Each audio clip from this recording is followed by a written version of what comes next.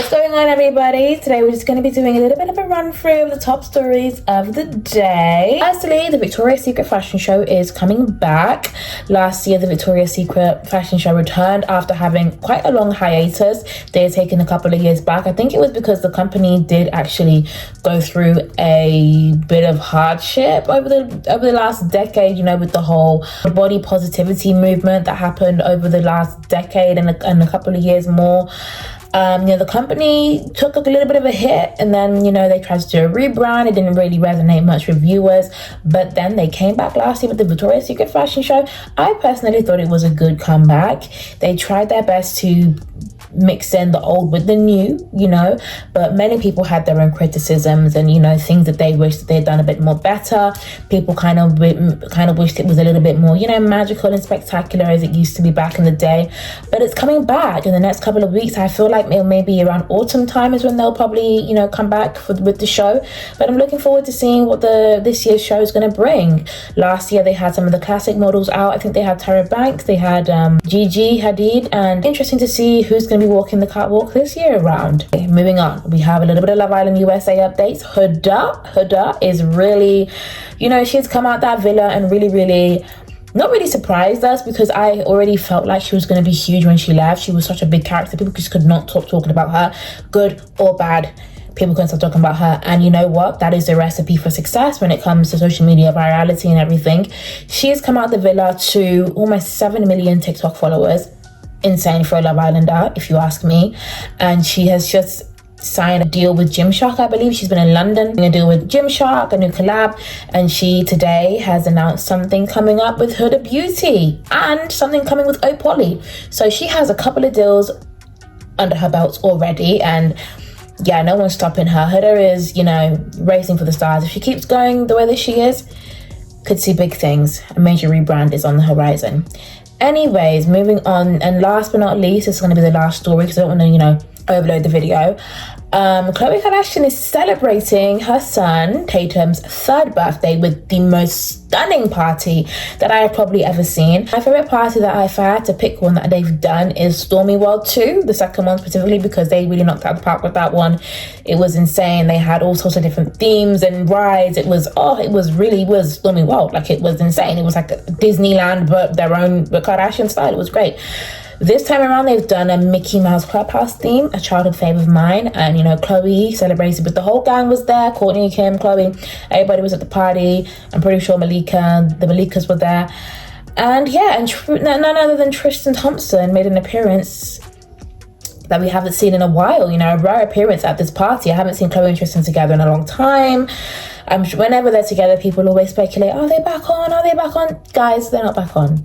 Let's keep it about. Khloe has made it very, very clear that she is never going to walk back down that path again. And we're glad, because Tristan really put her through it. But of course, it is wonderful to see that they are showing up the united front for their son. And that will be, amazing for his memories and, for the whole family. So just important, children need positivity around them, and they need to see happiness and kindness. And the Kardashian sisters know how to give their children the most beautiful childhood experiences, and honestly, their parties are absolutely incredible. I need to have a Mindy Weiss party one day in my life. Just one day in my life, I gotta have Mindy Weiss plan me a party, because her parties are so beautiful. Ugh. But yeah, that's all I have for right now. Let me know what you guys think getting these topics. What do you think of Huda? What do you think of the Victoria's Secret fashion show coming back? And what do you think of Khloe and Tristan making a rare appearance?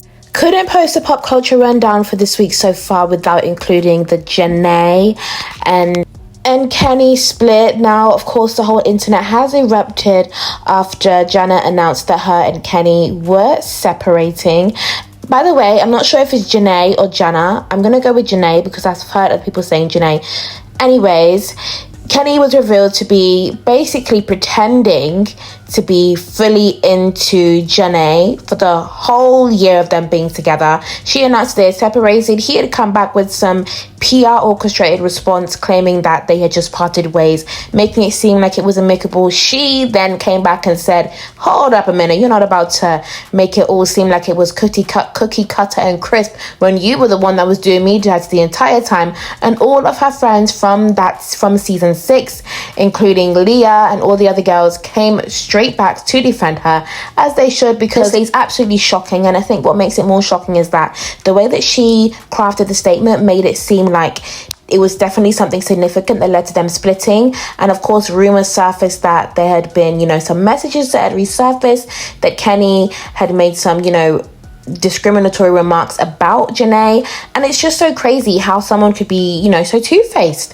How could you be, you know, making this whole facade that you're in love with this woman and that she's the love of your life, but in reality you're just faking it? And it's just a little bit scary and really upsetting. And I think what makes it really sad is that they were really, you know, the strongest and one of the most popular couples from season 6. People absolutely adored their love story and how much Kenny loved her and praised her and treated her like his queen, to, you know, finding out that it was just a facade and that he was with her for, I mean, what they're saying, allegedly he stayed with her for brand deals and that it was just for, you know, for PR or whatever.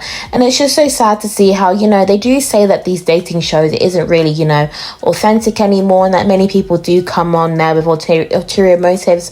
They go on there, you know, to increase their profile and to, you know, get brand deals and whatnot. But it is really sad. And yes, this has just taken social media by storm, and I had to add my 2 cents. You know, I didn't watch season 6, but I did see a lot of it play out on social media, and it's just, you know, sad to see. And I'm wishing Janae the best. And we of course don't have the full story. I do like to emphasize that, because, you know, with social media it could be this way today and then a different way tomorrow.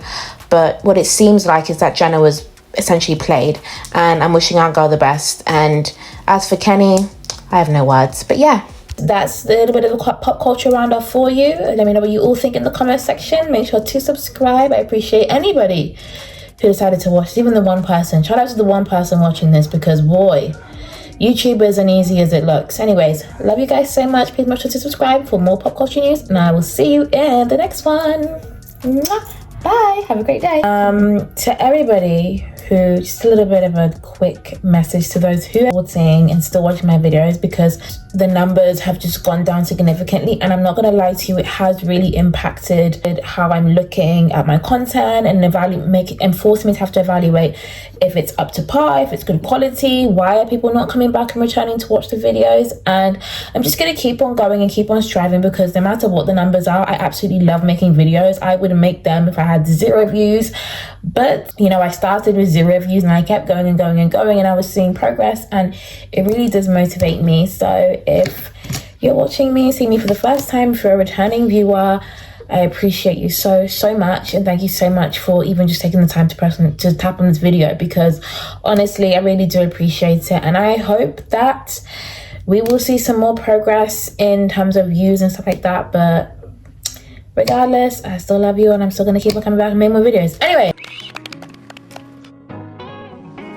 Janae, I came into the experience looking for a woman that I would see myself settling down with, building with, and establishing a foundation with. I walked into the villa after Casa, and I saw you at the fire pit, by yourself in tears. And it hurt me so deeply to see you like that. Happy birthday to you. Happy birthday to you.